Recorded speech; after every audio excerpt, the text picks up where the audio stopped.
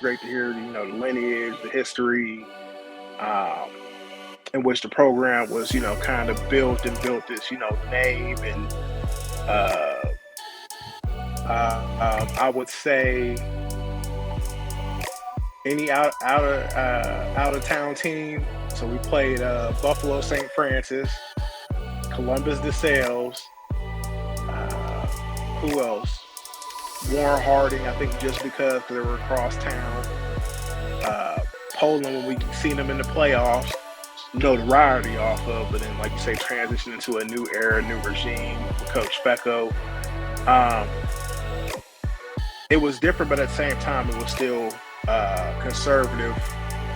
Uh, conservative, is the best word to put for offense and defense. I'm still uh, bored, man, because we heard about the back in the day history that used to be uh, Mooney Boardman used to be a rivalry equivalent to the Mooney Ursuline. So those are just to name a few schools that we knew, like, hey, we had to just show up, be ready, you know, and outwork our competition.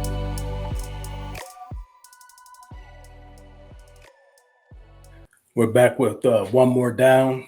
Today we have offensive tackle number 75, Eric Franklin, out of Cardinal Mooney High School, class of 2010. Uh, Eric and I go back to the very beginning of his days, as his family and my family are very closely intertwined. His grandmother and grandfather, two fine people, Taswell Franklin Sr. and Barbara Franklin, are my godparents. So I've known this young man all his life, and he's grown up to be a good individual, had a great career as a high school tackle, went on to do good things at the college level.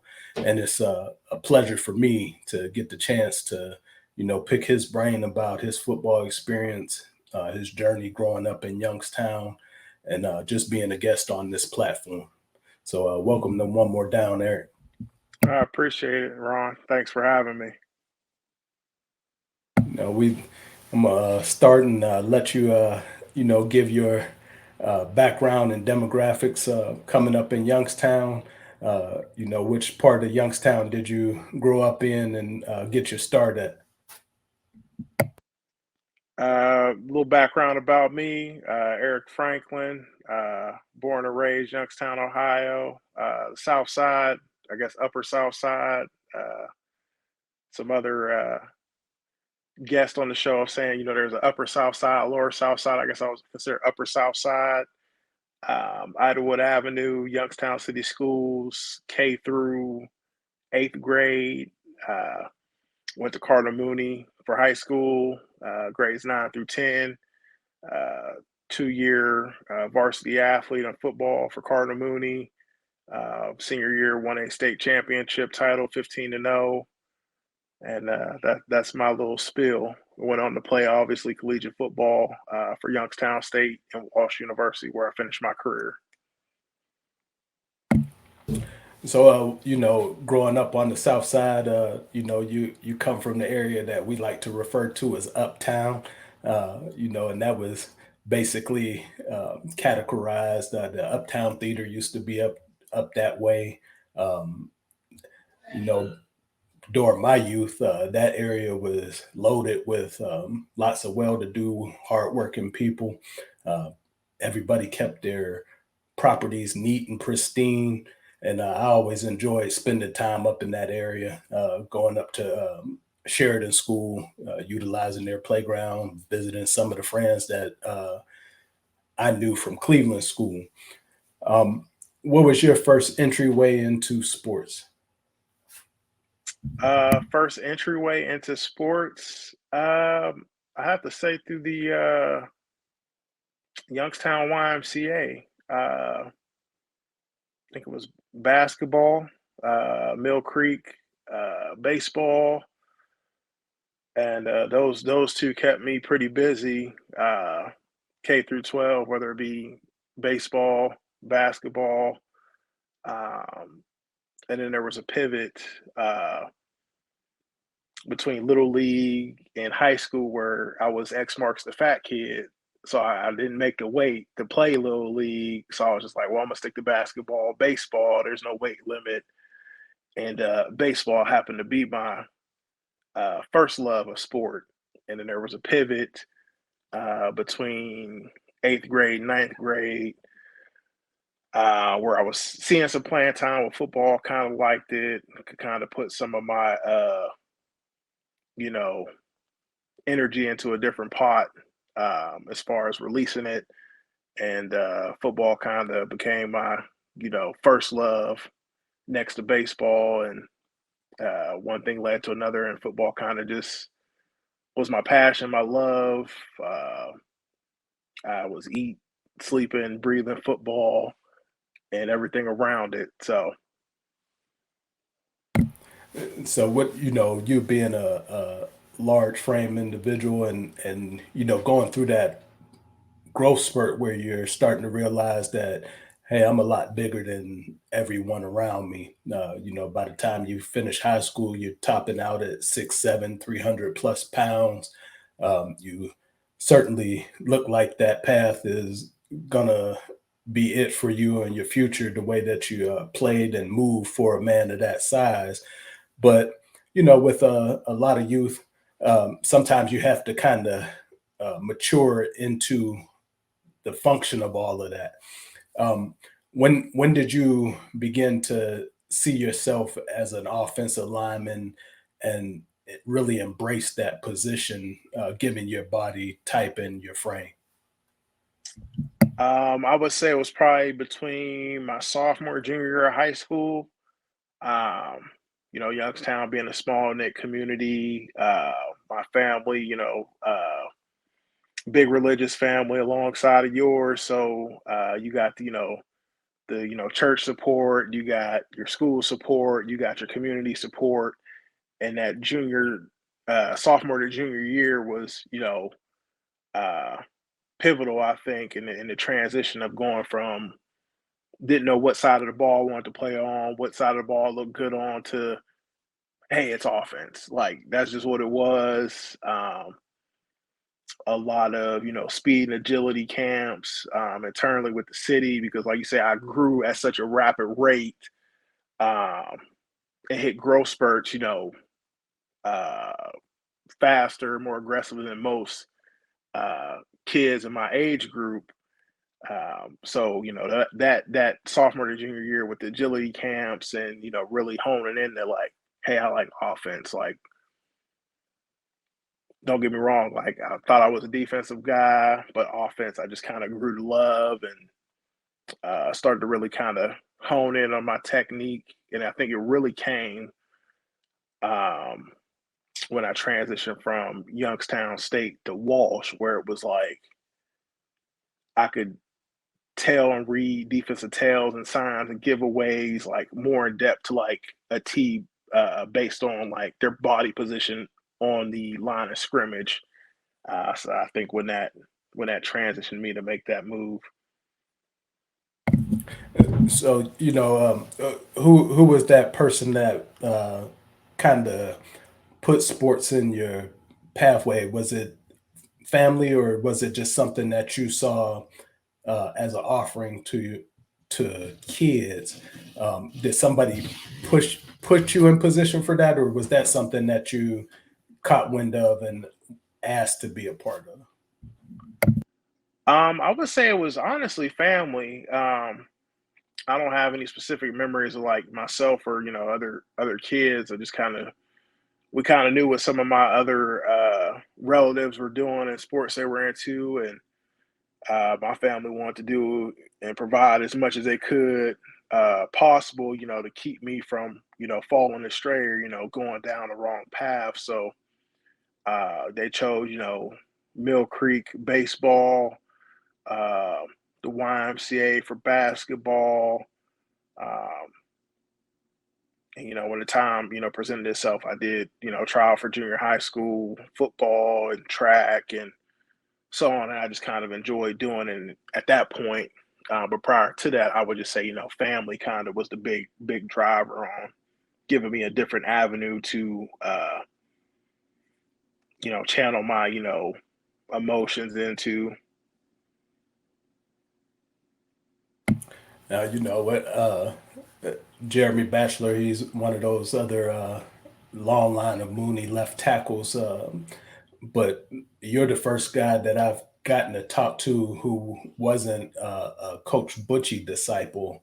And you Mm, came up playing under Coach PJ Feckle, who's in my peer subset. He was a player when I was a player. So, you know, I know the tradition, I know the history over there. But um, during his tenure, he added different wrinkles to what was Mooney football. You know, the stack eye was still there in some parts, but by the time you guys come along, you all were spreading out a little bit more and doing some different things. So, you know, can you kind of take me through your trajectory and your experience playing in that Mooney system, but under what is quote unquote a new regime, moving away from that power based football where it's just 3 yards in a cloud of dust? yeah, so, we would I got there and, we would hear stories about, power stacked die and so on and so forth. And that was great. It was great to hear, the lineage, the history, um, in which the program was, kind of built this, name and uh, notoriety off of. But then, like you say, transition into a new era, new regime with Coach Specco. Um, it was different, but at the same time, it was still conservative. Uh, conservative, is the best word to put for offense and defense. I'm still conservative with respect to the foundation that was laid um, before our time and tenure, whether it be a player and or a coach like Coach Fecco. Um, and I think that was it was great to see or great to hear, about the past and how they laid the foundation and versus us coming in, getting ingrained and kind of changing some things up, as far as play schemes and kind of trying to prepare us for what the next level could look like as far as exposure to different playbooks and play schemes. Now, when you were there playing football at Mooney, um, who was the coaching staff for your junior and senior years? Coaching staff, head coach PJ Fecko, offensive coordinator, quarterbacks coach John Dapolito, defensive coordinator, I believe it was Coach Ron Stoops, partnered by safeties coach Michael Zordage, defensive line coach, Coach Velasquez, receivers coach and cornerbacks coach, Coach Chris Emil, Coach Ken Thornton was our special teams long snapper, assistant coach, Coach Frank Rutherford, and Brandon McLeod were offensive line coaches. Coach Lyden, Mark Lyden was our strength and conditioning coach. I mean, I think we had a squad of just expertise and just meticulous individuals in their positions that we could have, you know, we couldn't ask for a better coaching staff. Some of those names that you mentioned, they're certainly very recognizable names in the city and in the realm of football. You know, Michael Zordich is certainly a household name out of Cheney. Coach Dapolito was a great player in his time. Mark Lattin was also a good player and also, a good coach in his own right. Chris Emil grew up with him. I know who he is and what he's about. And then uh, Brendan McLeod, he was also a player over at Mooney during the time that I was over at Cheney. So I'm familiar with the vast majority of the people that you named and understand what each one of those personalities brings to the game of football. So you guys really had a star-studded staff that really produced a lot of um, winning football, and not only winning football, but uh, sound technique done the right way. And then you see it in the results. During the time that you guys are there, I believe 2007 they are state runner-up to Coldwater, Mm-hmm. go 14-1, and then Yep. 9-3 the next year, and then you all cap it off with a 15-0 undefeated season, culminating with a state championship win over Columbus DeSales. Uh, Now I'm familiar with Braylon Hurd as one of the players on your team. Who are some of the other guys that are there for that 15-0 run? Oh, we had Sam Conjemi, uh, Mark Pellini, Eric Starr, uh, Braylon Hurt, Ray Venipal, George Lyris, Alex Zordich, Carrington Griffin, George Lyris, Joe and John Stoops, Mark Brandenstein. I mean, our whole senior class, like I know I'm omitting names, but like our whole senior class had studs. Like that's just what it was. We set the bar and set the tone early in the season uh, for everybody, like for the seniors, the juniors, the sophomores, the coaches. We just kind of let it be known, like we're not just talking about this is what we want to do. This is what we're going to do. Get in line, follow suit, and everybody bought in from players, parents, coaches, you name it. Everybody was sold, and that's what we did. As you guys are preparing for that 2009 season, who do you all have circled on the schedule?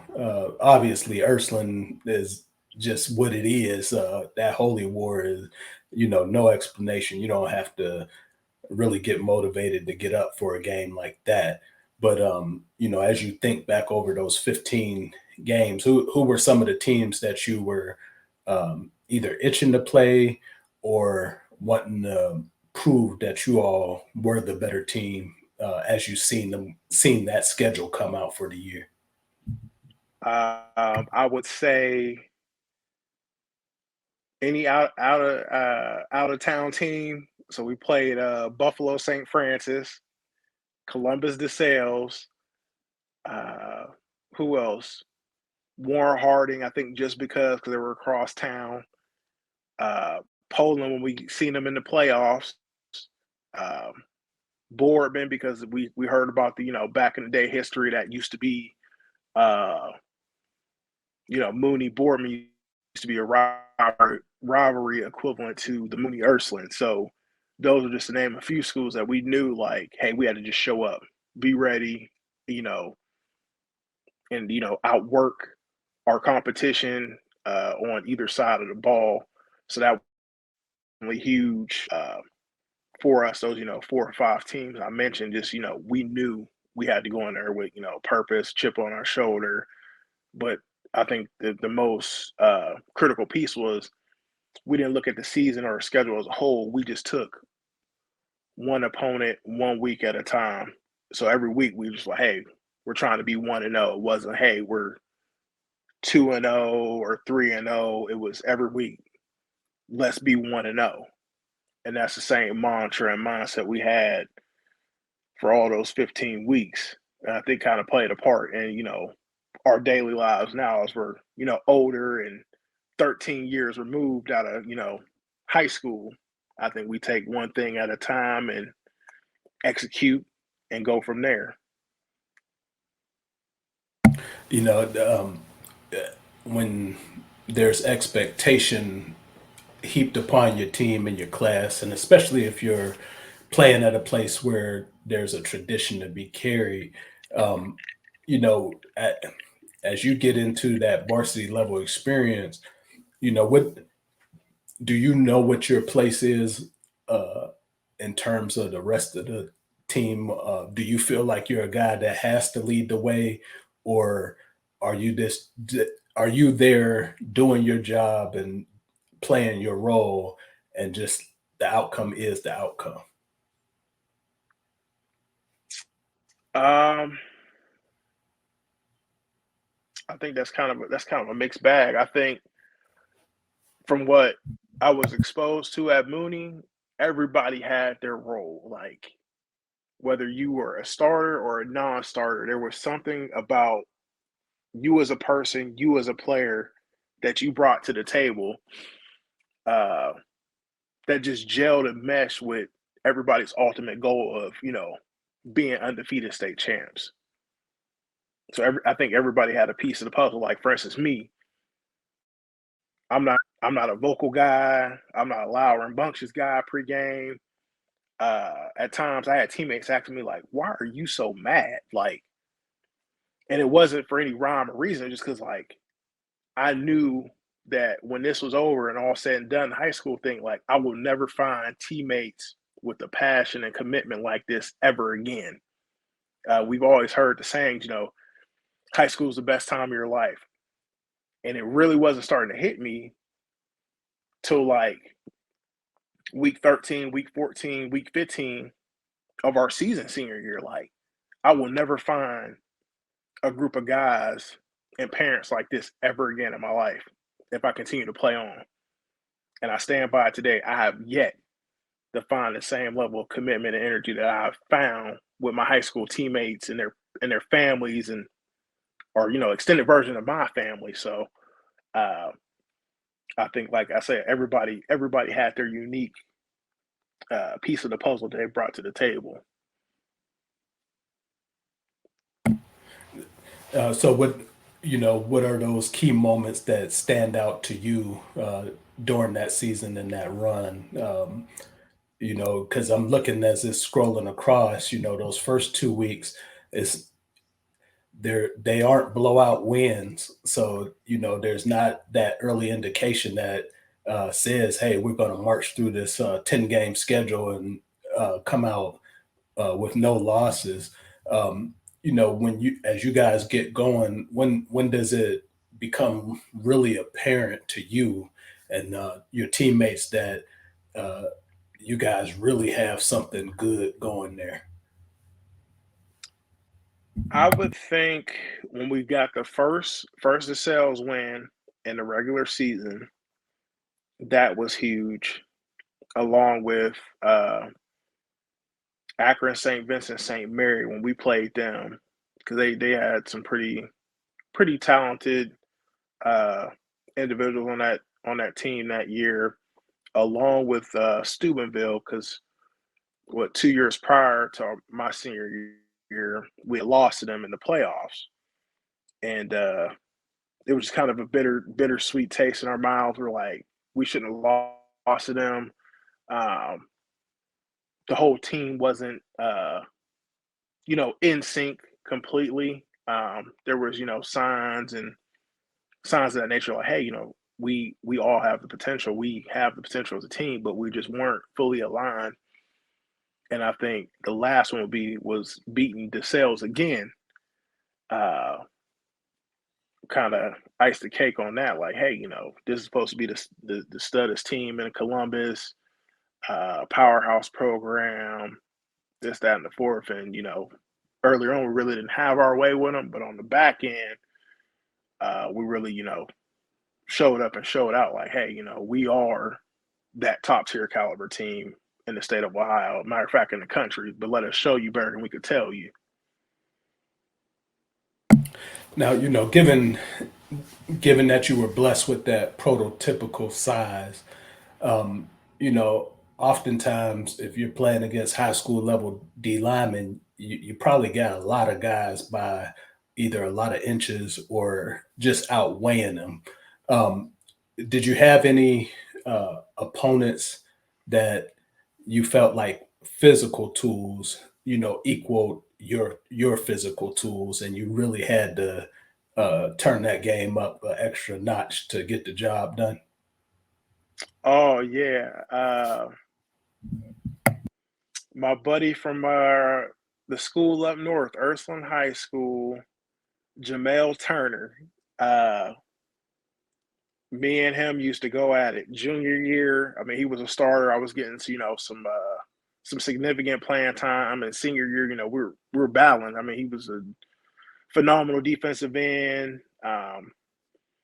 Luckily, I had some people I looked up to that came before me, like Ishmael Kitchen from Cardinal, Mooney, Harold Coates from Ursuline, um, and some other guys from either school, either Mooney or Ursuline. I just really looked up to, watched how they played in either my position or played against a defensive end or a nose tackle, and I studied those guys. I let those guys mentor me, give me tips and tricks and tips on how to fine tune myself at left tackle. So, but I would say Jamel Turner was that guy where it wasn't pound for pound. We were just both tall guys. He was more on the linky end, agile, could get around the edge, and he was gonna make me work. Like that was a game I knew if Jamal was lining up across from me, like he's gonna work. He's gonna go try to take you outside. He's gonna try to rip inside of you. He's gonna make you work this whole game. So be ready. Now, as your career is taking off, and I watched clips, I've watched extended plays that you had, and one of the things that I've always been impressed with, in regards to you, is your willingness to, you know, do your initial assignment, but play through the second level, and then beyond the second level, be willing to really get downfield. A lot of guys at that level on the offensive line, they handle what their initial assignment is, and then once the back breaks through, or if it's going, if they're not on the play side, you'll see guys take a couple, you know, steps in that direction, and then they're It's resting for over. the next down. But there's plays where you've demolished a guy, you're going to get another guy, and then on some of those clips you see her breaking down the field, and I see you full speed in a sprint, trailing him. What is that about your mentality and your approach to playing the game that made you that type of left tackle at that size? Um, I got to pay homage where homage is due. I think my coaches, my mentors, uh, Coach Brandon McLeod's father, Buster, uh, they really just kind of stayed on me. And then once I finally started to get it, and I was like, hey, you ain't, I'm never, I had to tell myself, like, you're not going to be a skilled position, but you can be a skilled offensive lineman, like doing what you do. So, yeah, my initial assignment, double team, solo, blocks was great. But getting to that second level, it was just like, it was unleashing another beast. And don't let me, climb to like a safety or start sprinting down the field with like Braylon Hurd or Ray Venipal or Carrington Griffin or George Lears. Like, don't let me get downfield and I'm looking for some action, like whether it's a free safety, strong safety, corner, like I wanted it. And it was to a point where like after high school and I got to college, I literally thought something was wrong with me because I'm like, nobody should want this like this. But at the same time, like you love it so much, like you want all that action because you're essentially like tackle, you're on your own island. Maybe 80, 90% of the time, you are 1v1. Don't expect no help. So when you go to that second level, it's all you. And don't go to that third level like you were on an island dancing with a skilled athlete that's more, agile, more nimble than you, lighter than you. But if you want to go to that, third tier or second level, you got to be willing to dance with them and dominate. Well, I wish more young men got that concept, because in this climate of football, we're starting to see that self promotion and marketing and showing up in the right places and looking good, and t-shirt and shorts, it can get you the offer that you dreamed of, but nothing replaces what shows up on film. And a lot of guys don't understand that. Even some of the guys that are blessed with an abundance of gifts and talent and ability, they don't understand that coaches are looking to see, what is your effort like? What are you doing beyond what's expected? And for a guy like you, seeing that, I imagine that it had to get a lot of coaches and a lot of recruiters around the country very excited to see a guy of your size willing to make that extra effort and make that extra play when you really didn't have to.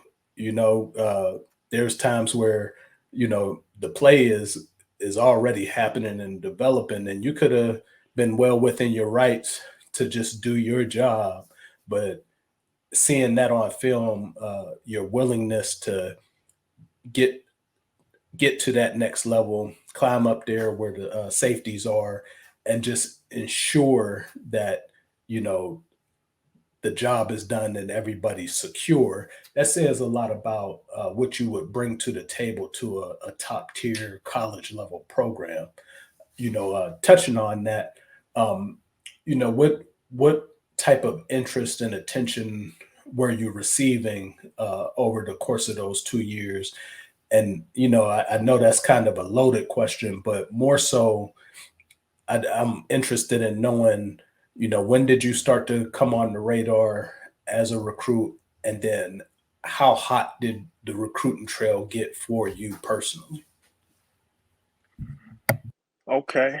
Um, so I would say uh, the recruiting. I think I was seeing some stuff on the internet sophomore year sprinkled in. I had a handful of household names around me or that preceded me, on top of the uh, Cardinal Mooney High School brand and name I was affiliated with.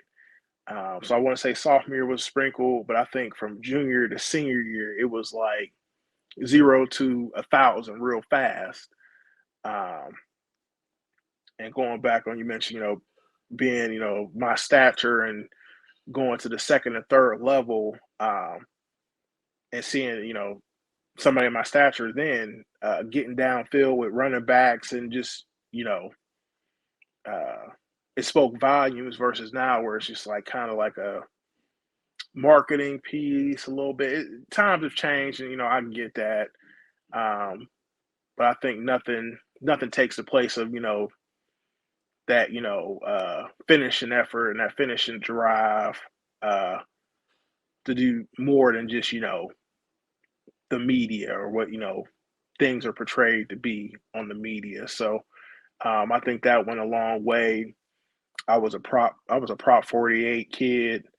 Um, I think if I'd have put the same job I had in getting the second, third level on the football field as I did in the grades, I might have went uh, to a different university. I mean, I had all the MAC schools, extended full athletic scholarships, and a handful of the Big Ten at the time has extended, full athletic scholarships.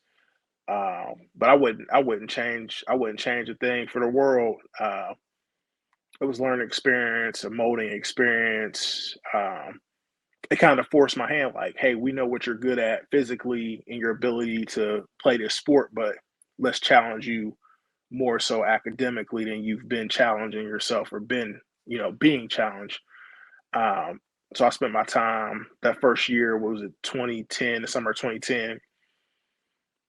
Took a couple of summer classes, I think some classes in the fall to get eligible in order to receive my athletic scholarship the season of 2011 at Youngstown State.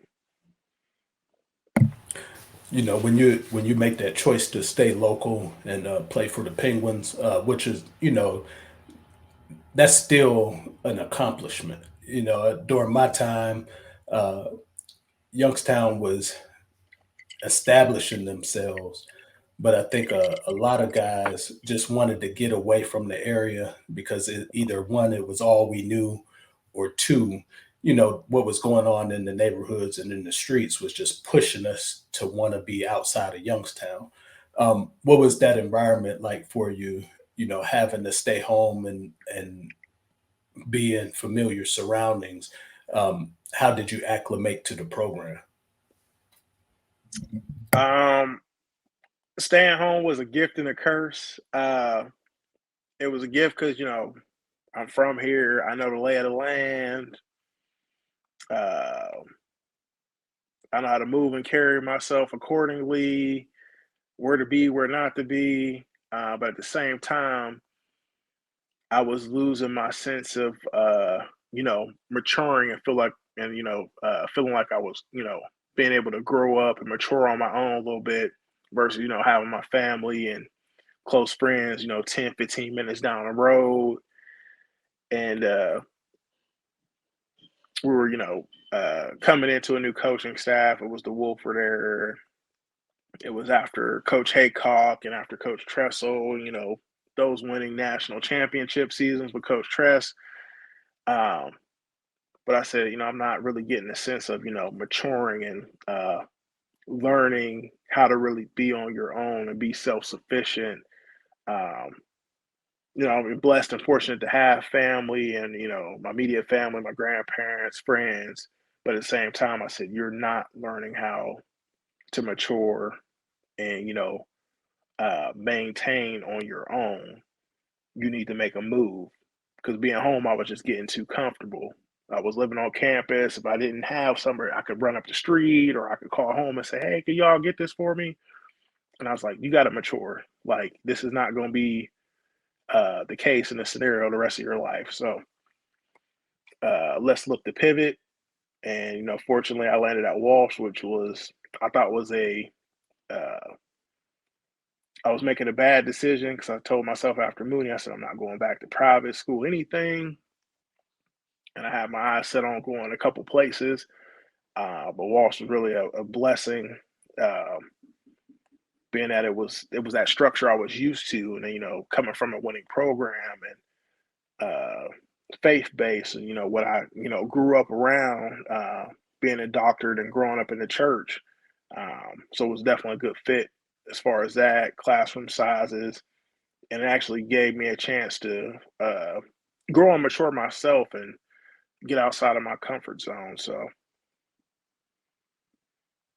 As you go through that college experience, and myself, I was a Division II player as well. Unlike you, I didn't have that uh, previous experience of being at the Division I level and then coming to D2. Mine was the reverse. So I felt like I was better than the D2 level and should have been at the D1 level. But as things progress, you kind of realize that regardless of the level that you play, there's always standouts. There's always guys that have the ability and can play as well as anybody at any level. It's just a matter of resources. Crowd size is different, but that smaller environment, and then you know getting the chance to in some ways get more reps, get more playing time. I don't know if I would trade that experience to go, wait 2, 3 years behind someone at a major D1. What did you think of the Division II playing experience? uh, I think it was good. Like you said, it's a mixed bag. You get like your true and true uh, Division II, and a lot of that's I think a lot of times is driven by uh, measurements, height, weight, where you stand out. Which don't get me wrong, I mean there's some guys that are categorized by measurements that could compete at the Division I level and vice versa.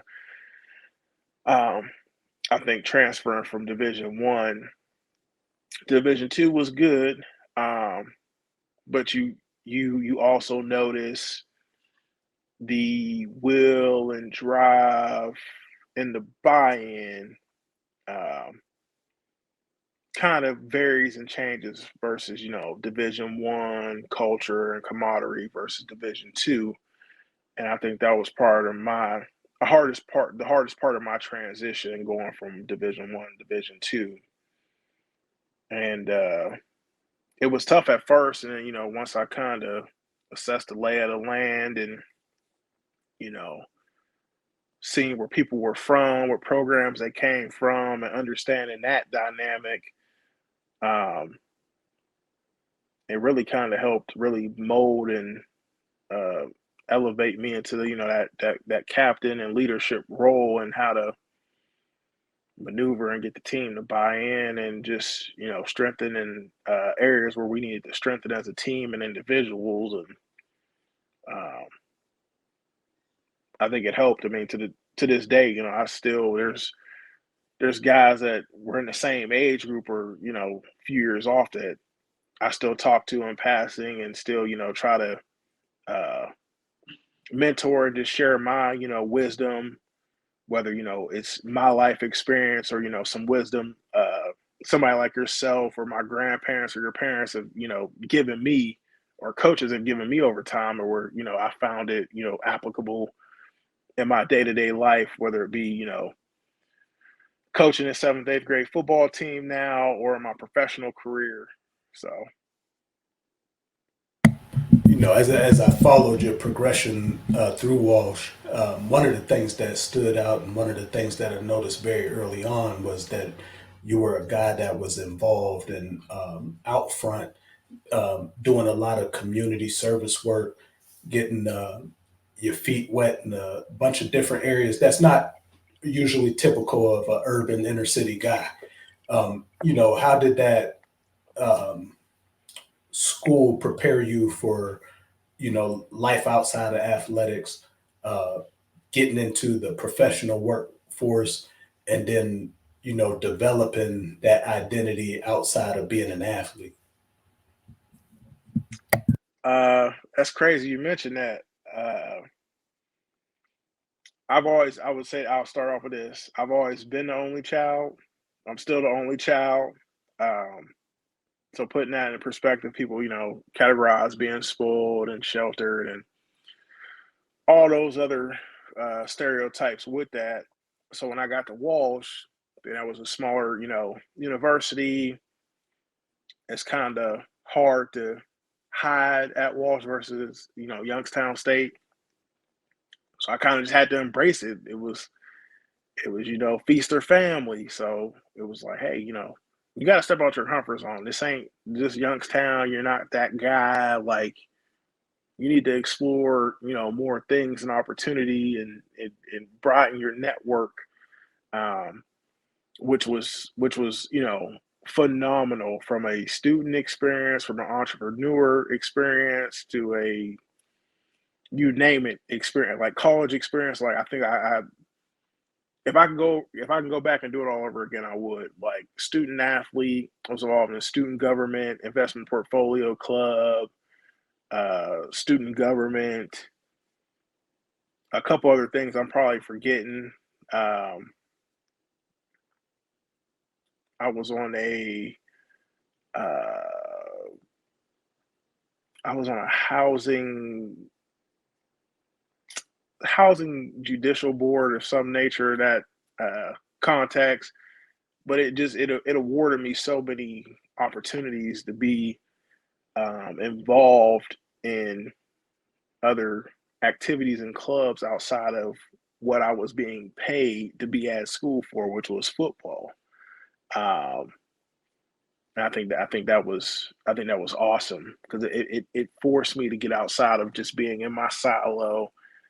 I had to expand my wings, and you're dealing with your student body, from a student the student perspective, from a student entrepreneur. I had my own designated driving service. I started when I was at Walsh, because I got tired of calling home asking for money, and I'm like, I'm supposed to be on full scholarship. Like, I'm tired of calling home asking for money. So I was like, uh, act like you don't have the option to call home. So I sat there one winter, semester. I was like, man, how can you make money around your, sports and uh, university schedule? It's like, man, designated driver. Some people like to call it the Uber before Uber. Just made it cost efficient and friendly for college students and covered them for a round trip. That student government, I think, was like it was pivotal because I was starting a business. So I was like the sales, the marketing guy. Um, if I wanted to make money, I had to sell my product, which was the driving service, and that led into kind of like my relaxation hobby is like cutting grass or like yard work. I think I took that after my grandfather because then faculty would call me for, hey, would you come shovel our driveway or rake these leaves? And I'm like, yeah, nobody else was doing it. So I think those played huge parts in getting me outside of my comfort and norm. After graduation, you found your way into the project management world and the construction world. Um, I believe you started out as a occupational and safety hazard inspector, Yep. For Turner Construction. Yep. and then as you've gotten experience and transitioned into that world of construction and project management, you know, um, can you articulate and describe what you do on a daily basis and what you get out of it? Where do you see yourself at taking it to? What I do on a daily, I tell people I'm a professional babysitter of adults. Um, a lot of administrative work from my end, uh,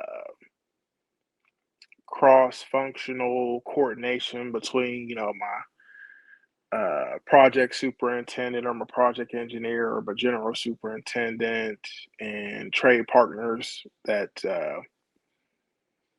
we hire on to perform their, specialty, whether it be drywall, flooring, carpentry, um, storefront glass and glazing, um, whatever that may be.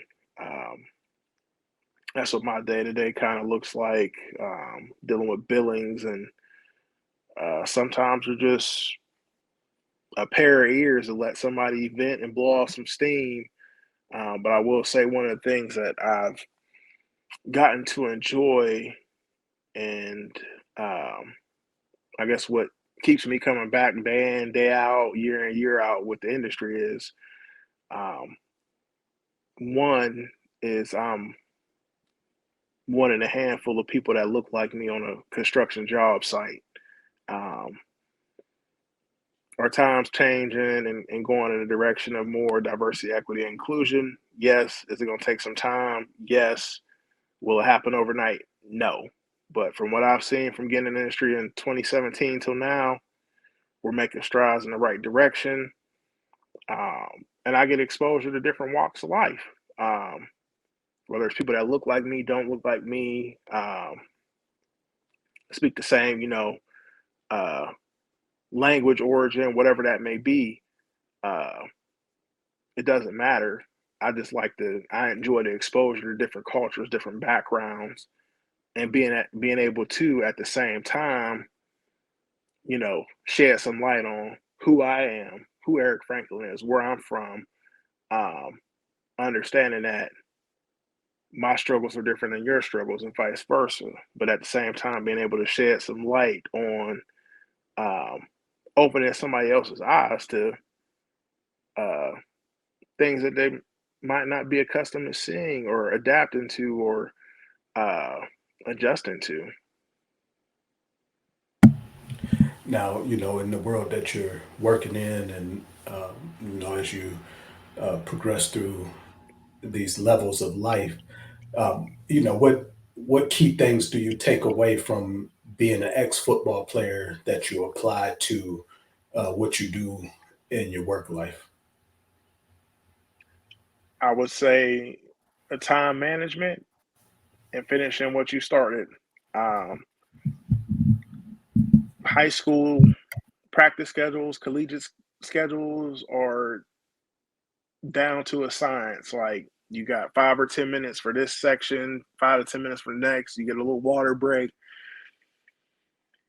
and I think now more so than ever, I'm like I get that structure, I get that balance. Like even my fiance now, she looks at me crazy. Like everything doesn't need to be on the calendar. We don't have to be 40 minutes early, but I'm like, that's just what I'm accustomed to. That's the nature of things for me. That's how like I know how to function. Uh so she's kind of adjusting to it, but like me, like if it's not on the calendar or I don't plan accordingly, like my time down to like the second, I'm all out of whack. So I try to take that into consideration when I'm either locally in Central Ohio or when I'm getting back uh, to Youngstown to make sure, like, hey, I have my time to what I'm coming there to do, but also making time to see the family, or get dinner with my mom, or uh, pop through the church house, like, and try to see God kids in between. Like everything is structured. Yeah, I can't get everything into one trip, but I know if I don't get something in this trip, it's on for the next trip. So I didn't see some of my God kids my last trip home last month. So in July, I get to see the other ones. So I'm like, you just got to plan. And then, as you bring your mom up, can you speak on the relationship and the dynamic of growing up as essentially under the tutelage of a single parent, but obviously you had extended family and a lot of support that helped you be successful, get on the right track, and ultimately find your way in this adult world. Can you talk about Katora Franklin for a little bit? Yeah, I could talk about her for a little bit, for a while.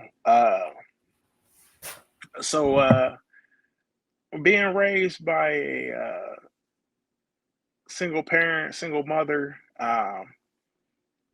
was a unique experience. Like we were fortunate and blessed to have uh, my mother's parents, my grandparents, her brothers, uh, Frederick Barron, Tazewell Franklin III, and just a handful of other people in the village, like the Allens, the Baldwins. I mean, the list can go on.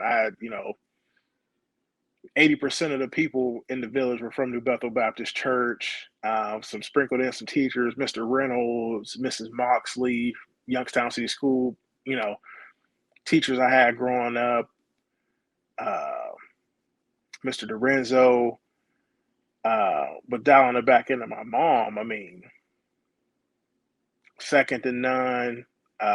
You talk about the drive, the work ethic I seen her put in to provide, um, and to kind of do it seamlessly as if like she didn't have her parents or she didn't have siblings. It was just me and her against the world. To see her do that, uh, and I was as I was growing and getting older and really like paying attention to more, even though I don't think she thought I was paying attention to a lot. I tell her to this day, like I do remember. I have vivid memories of certain things I'll always, hold dear to my heart, and what I've always told her and my grandmother and my family that I wouldn't be Eric Franklin who I am today without y'all. First foremost, uh, next to God Himself. Like a few years ago, I wasn't supposed to be here, so like I know where my blessings come from. Um, to see my mom do what she's done to help catapult me in the position I am today as a young African American male at 30 years old. Uh, I owe her more than I can repay her. I mean, that's the best way to describe it.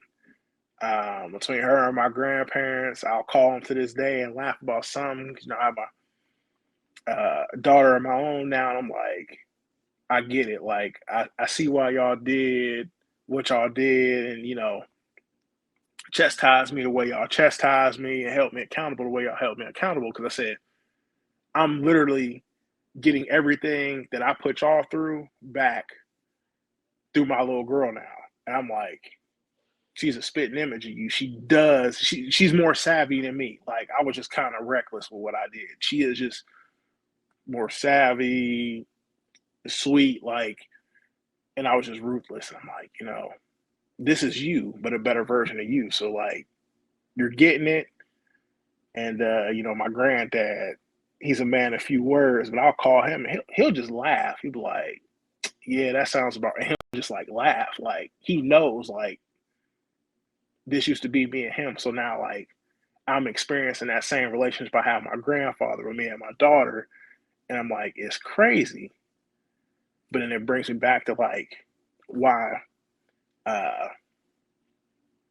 guess I go so hard every day in what I do, whether it's, my construction management, my coaching, anything I kind of get involved in and touch is because I'm like, I've been raised around this from, a hardworking single parent to, hardworking grandparents to hardworking uncles and aunts and cousins. Like, work ethic is just something that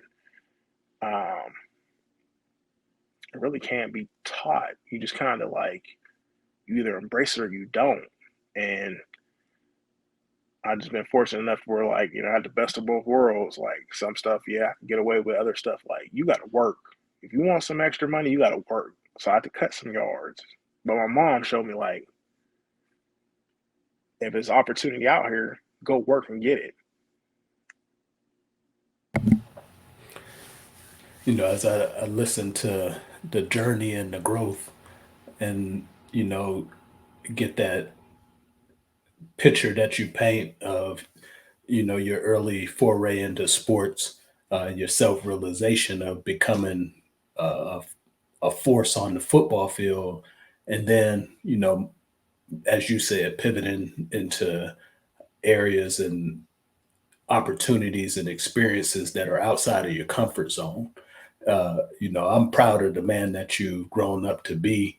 Um, you know, Football, whether you go uh, to high school and it's over, college and it's over, or if you end up with a Hall of Fame career, at some point it's going to stop.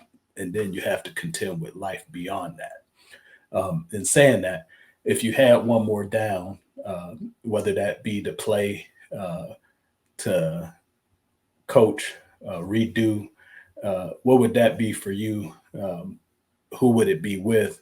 How would you set that uh, philosophical, theoretical situation up if you had one more down? That's interesting. I feel like that. I felt like that was going to be a question. If I could go one more down today, it would be with Coach Prime, Deion Sanders at Colorado. I've been trying to sway the fiance to say, I got one more year of eligibility. Can I go out to Colorado? I would go play for Coach Prime. I think everything he's doing and bringing to the table is a phenomenal pivot, um, a great platform to continue to build on for coaches that look like me, that can relate to players that look like me. There's a handful, Coach Morrow at Kentucky, Coach Chris Emil and his new endeavors, Coach Clinkscale out of Michigan. Like, there's a handful of coaches that's continuing, I think, to boast and build and, push those coaches to continue to be better and continue to grow. Um, and if I can go to Colorado and play for Coach Prime one more down and hopes to at least get a tryout in the league, I would try out with Philly since that's my team.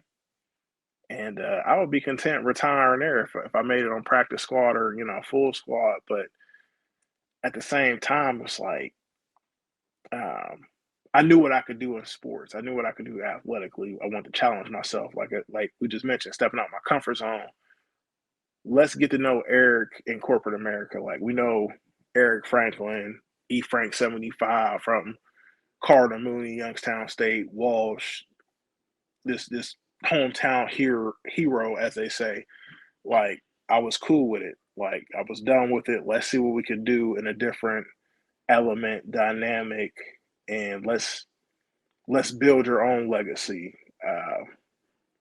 No offense to my family and my grandparents, but I got tired of, oh, you're such and such as, grandbaby, or you're such and such as son. And I want to build my own brand. So I think by doing what I did and where I'm at today, I'm still working to build it. And when it's all said and done, what I hope to do is um, eventually be a minority general contractor out the Youngstown area. Um, is my ultimate plan is to get back to the area. There's so much talent from skilled trades people that I know that I've worked with at Youngstown City School Board and across different paths. I'm like, there's so much untapped potential and opportunity in this city till it's not even funny. So that's my ultimate goal, is to be a minority general contractor out the Youngstown area. I have absolutely no doubt that if that is a goal of yours, that you already have some ideas in place, and I'll be happy to sit back and watch you execute it and bring it to fruition.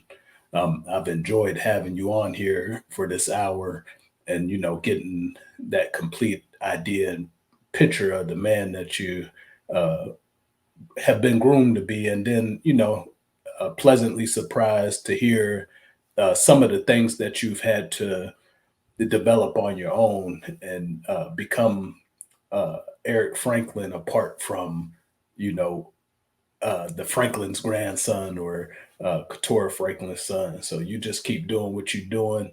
Uh, prepare, schedule, and lead, and it all come to fruition and be exactly how you want it, the way that you want it in the end.